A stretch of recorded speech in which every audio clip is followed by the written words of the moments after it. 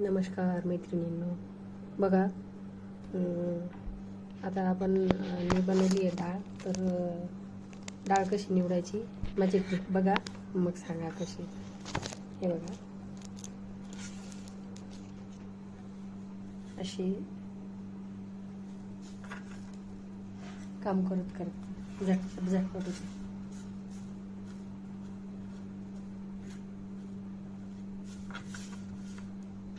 इकडे खाली खाली इथे टोपलं ठेवलेले असतं.